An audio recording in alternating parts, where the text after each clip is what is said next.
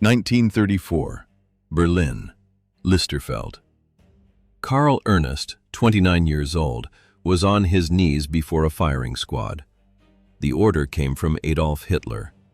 On the morning of that same day, he had been trying to board for his honeymoon at the port of Bremerhaven. He had married the day before. Before rising to the top of the SA, he worked as a doorman at gay nightclubs in Berlin and was homosexual. In a regime that persecuted and imprisoned men like him, Ernst commanded the shock squads of the Reich's capital. Did Hitler order his execution because he was gay? What did this man know that signed his death warrant? Stay until the end to find out what Karl Ernst did in his final seconds. Karl's origins. Karl Ernst, our protagonist today, was born in Berlin in 1904. He was the son of an army cavalryman. His childhood was simple, marked by limitations and by a reality that was gradually becoming harsher and harsher. It was not a life of privilege, but neither was it unusual for the time, especially in a Germany that, even before the war, already carried its own tensions and signs of instability. When the First World War ended in 1918, the country Karl knew simply was no longer the same. Germany had been destroyed, not only physically, but also morally and economically.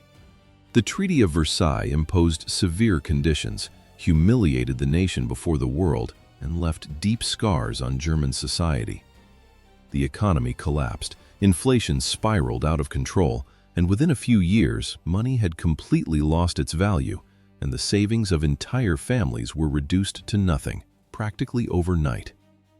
It was in this scenario of chaos and uncertainty that the young Karl Ernst grew up with few prospects, with no clear opportunities. Surrounded by an atmosphere of constant crisis, he eventually found himself pushed into the darkest corners of Berlin. First, he got a job as a hotel messenger, a simple job, but one that put him in contact with different layers of society and with the bustle of the city. Then he went a step further and began working as a bouncer at a gay nightclub in the underworld of the German capital. Berlin in the 20s was a city of extreme contrasts. Even as it was sinking into political and economic crises, it was also becoming a vibrant center of nightlife, culture, and freedom, especially in its more bohemian districts. It was a city where luxury and misery coexisted side by side. And it was precisely in this environment, full of excess, tension, and contradictions, that Karl Ernst began to shape his worldview, a place that, ironically, would end up playing a decisive role in his entire path. But for Karl, that was not enough. The doors of a nightclub, no matter how busy they were, did not represent the final destiny he imagined for himself. He wanted more. He wanted to rise, grow, and seize some kind of power amid the chaos surrounding him. There was a quiet ambition there, fueled by a context in which everything seemed possible, including dangerous paths. And Germany at that time, unstable and on the verge of constant collapse, was about to offer exactly that kind of opportunity, though in a very dark way. The Weimar Republic, proclaimed in 1919, was trying to keep afloat a country that was deeply weakened, divided between extremes, and weighed down by resentment. The hyperinflation of 1923 destroyed an already weakened middle class, while the crisis of 1929 plunged millions of Germans into unemployment, deepening the collective despair even further and intensifying the sense of imminent collapse. In that vacuum of hopelessness, extremist movements began to gain strength. Paramilitary groups took over the streets, asserting their presence through violence and fear. Resentful veterans, radicalized unemployed men, men with no future, all of them were looking for simple answers to complex problems. They wanted someone to blame, and more than that, they wanted someone to follow, someone who promised order in the midst of chaos. And it was exactly in this setting that Adolf Hitler and the Nazi Party found the perfect ground on which to grow. Amid the crisis, the anger, and the desperate search for direction, a force was emerging that promised to restore Germany's lost greatness, no matter the cost. The Nazi Party and the SA. Well, in 1923, Karl Ernst made a decision that would completely change the course of his life and, in a way, place him at the center of one of the darkest periods in German history. He joined the SA, the Sturmabteilung, or Storm Detachment, the Nazi Party's famous brown shirts. In practice, the SA was the movement's violent arm. Its role was direct and brutal: to intimidate opponents, beat communists, raid and destroy Union headquarters, and spread fear among Jews and any group considered an enemy. They were not formal soldiers, nor did they follow traditional military rules. They were street toughs, shaped by violence, true political thugs used to impose the party's power and dominate the streets. And Karl Ernst fit that profile perfectly. He was not just violent, he was loyal, charismatic, and above all, he knew how to navigate that chaotic environment. He understood hierarchies, quickly saw who held power, and how to get close to those figures, knew whom to please, when to act, and, above all, when to stand out. This rise caught the attention of Ernst Röhm, the head of the SA and one of the most influential men within the Nazi Party at that time. In April 1931, Röhm promoted Karl Ernst to the post of supreme leader of the SA in Berlin, a position of enormous power, especially in a city as politically volatile as that one. The following year, with Röhm's direct support, Ernst was also elected to the Reichstag, consolidating his position not only in the streets, but also within the regime's political structure. Think about the leap that represented. A former nightclub bouncer from Berlin's underworld now commanded hundreds of thousands of armed men in the German capital and held a prominent political office. It was a meteoric rise, almost improbable, the kind of trajectory that becomes possible only in moments of profound crisis. In the party corridors, amid whispers and discreet glances, a rumor was circulating that no one dared say openly. The relationship between Hahn and Ernst seemed to go beyond a simple military hierarchy. There was a closeness between them that aroused suspicion, speculation, and above all, comments laden with prejudice and hostility. Poom, after all, was one of the most powerful men in Germany and was also openly homosexual, something deeply contradictory within a movement that officially condemned that kind of behavior. Even so, as long as it served the party's growth and the consolidation of Nazi power, that contradiction was conveniently ignored by the leadership. For Karl Ernst, Röhm, his superior, was a mentor, protector, and political sponsor. It was he who opened the doors of power and ensured that Ernst rose quickly within the SA hierarchy, shielding him from more direct criticism and consolidating his position. Within the organization itself, however, that did not pass without backlash. Some SA members began calling him the Lady of Horsby, a nickname used to mock the supposed closeness between the two. It was a veiled provocation, but one that said a great deal about the internal atmosphere and the tensions that already existed there. Even so, no one dared cross certain lines. As long as Röhm remained at the top, with his influence and proximity to power protecting Ernst, everything remained confined to whispers. Comments were made in low voices. Jokes circulated within closed groups, but in public, silence still prevailed. The transformation. Under Röhm's protection, Karl Ernst plunged fully into the regime's machinery of violence. There was no longer any room for ambiguity. He was now an active part of a machine built to intimidate, persecute, and eliminate any form of opposition. He was no longer just a participant, he was a fundamental part of that system. Berlin's SA began acting with even greater aggression. Rival political meetings were broken up by force, opponents' offices were raided and destroyed, and Jews were beaten in broad daylight on the streets of the capital. The violence was constant, almost routine. The methods often resembled nearly medieval practices. Cruelty was not an excess, it was part of the system, encouraged and tolerated. In 1931, Ernst personally led an attack against Jews leaving a synagogue in Berlin. The attackers shouted, "Death to the Jews!" as they went after anyone identified as Jewish or even anyone who merely showed sympathy. The result was immediate. Dozens were injured, panic spread through the streets, and there was a sense that no one was truly safe. It was a show of force, a clear message about who controlled the streets. This was Karl Ernst, not some distant bureaucrat hidden behind a desk making cold decisions, but a direct enforcer, present and involved in the violence that helped sustain the regime's growth. And even so, believe it or not, the worst was still to come. What do you think of today's video? By the way, have you subscribed to the channel yet? Take this short pause to do that, all right? Also, turn on notifications and leave a like, okay? If you want to discover more interesting facts about the past, then comment, "I want more stories." That way, you directly support the continuation of our work and also help us bring this content to as many people as possible. Okay? Let's get back to talking about Karl Ernst. We now come to February 27th, 1933. The German parliament, the Reichstag, was consumed by flames. A fire that began during the night quickly grew to enormous proportions. Images of the burning buildings spread across the country and shocked the public. Within hours, that event was already being treated as a turning point in German history. The Nazis immediately blamed the communists. Adolf Hitler wasted no time and used the fire as a justification to consolidate his power.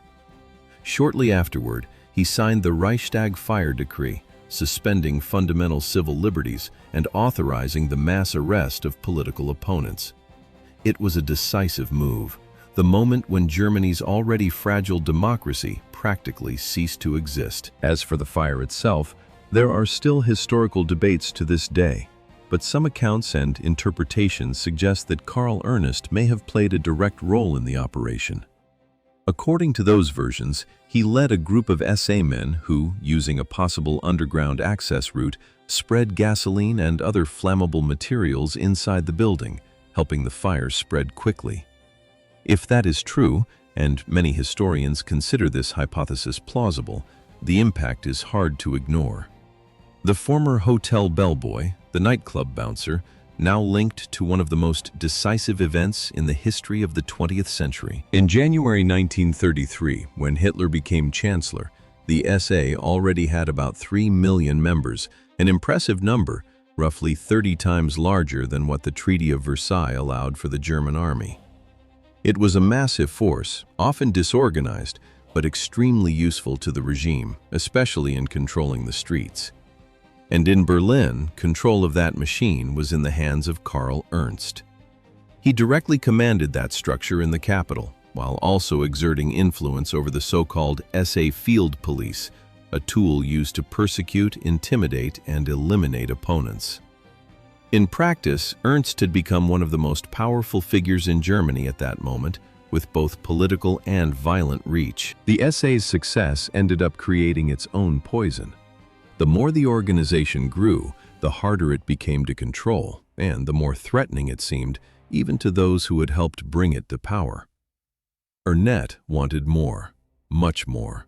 He was not satisfied with commanding a force in the streets. His goal was ambitious: to turn the SA into Germany's official military force, absorbing the regular army and once and for all assuming the role of the country's main armed power. He spoke openly about the need for a second revolution, something that would go beyond politics and also affect Germany's economic and social structure. This idea, however, was interpreted as a kind of alarm signal for different sectors in Germany at the same time. The generals of the traditional army saw the SA as a direct threat to their authority and prestige. To them, allowing that mass of undisciplined men to replace the professional army was unthinkable. Industrialists, meanwhile, feared any rhetoric that resembled a social revolution, especially coming from a movement that was already showing radical tendencies. And within the regime itself, figures like Heinrich Himmler and Hermann Göring began to see Rome as a dangerous rival, someone who needed to be restrained before it was too late. Himmler, together with his right-hand man, Reinhard Heydrich, decided to go beyond the political dispute. They began constructing a narrative that would justify eliminating the SA leadership. Documents were forged, information was manipulated, all to create the impression that Hum and his men were planning a coup against the regime itself. It was the kind of accusation that, in that context, did not need to be entirely true. It only had to be plausible. While this conspiracy was unfolding behind the scenes, Hitler watched it all with great coldness. As always, he was pragmatic and calculating. He understood that sooner or later he would have to choose a side. And it is worth noting that there was one more factor weighing on that equation, something directly tied to Karl Ernst. Ernst was not just a loyal subordinate. He was someone who knew too much. According to accounts by the historian Ernest Stegel, Karl knew compromising secrets about Hitler himself, information that, if it became public, could seriously damage the Führer's image. In a regime sustained by absolute control and a carefully constructed image, that was an unacceptable risk. In the end, the logic was simple. A man who knows too much is a man who cannot go on existing. The Night of the Long Knives. On the 30th of June 1934, Adolf Hitler finally gave the order. The operation that would come to be known as the Night of the Long Knives began at dawn, swift, coordinated, and with no room for any response. The goal was, of course, to eliminate any internal threat to the regime, real or not. Ernest Holm was arrested while sleeping in his hotel in Badis. Other SA leaders were captured at different points across the country, on trains, in offices, and in their homes. No one had time to understand what was happening, and Ernest at that moment was far removed from any conspiracy. He was standing on the quay at Bremerhaven, about to leave for his honeymoon in Tenerife with his new wife. In theory, it was the start of a new chapter in his personal life, but there was not even time for that. His car was surrounded by SS men. Without warning, they opened fire. The chauffeur was wounded. His wife fell into despair, screaming, unable to understand what was happening. In the middle of the chaos, Ernst was dragged from the vehicle by force, still trying to cling to the reality he knew. He shouted, "Heil Hitler!" Perhaps out of loyalty, perhaps out of desperation, without understanding, or without wanting to accept, that it was Hitler himself who had signed his death warrant. He was first taken to Bonn, where he was handed over to an SA unit commanded by Kurt Gildisch. This was where the interrogations began, and with them, the violence. The exact details were never fully recorded. The Nazi regime was extremely careful to prosecute takes and control the narrative. Even so, historians generally agree that Ernst, like other SA leaders captured that day, was tortured before his execution. Brutality was part of the process. After Bonn, he was put on a plane back to Berlin. Late that same afternoon, on the 30th of June, Karl was taken to the barracks of the Leibstandarte Adolf Hitler, the Führer's personal guard. There, before a firing squad, his path came to an end. He was only 29 years old. According to historical accounts, his final moments were marked by despair. Until the very end, he believed there had been some mistake, that someone would appear to stop it, that somehow Hitler could not have allowed it. But there was no mistake, and there was no intervention. The order had already been given, and the bullet was real. Days later, on July 13, 1934, Hitler addressed the Reichstag and presented his version of events. He declared that the plotters had been eliminated in the name of state security. The official death toll given was 61, but historical estimates point to at least 85 victims, possibly many more. Karl's death was officially recorded as involvement in an attempted coup. A convenient version, but clearly a false one. He was not organizing any conspiracy. He was not planning any uprising.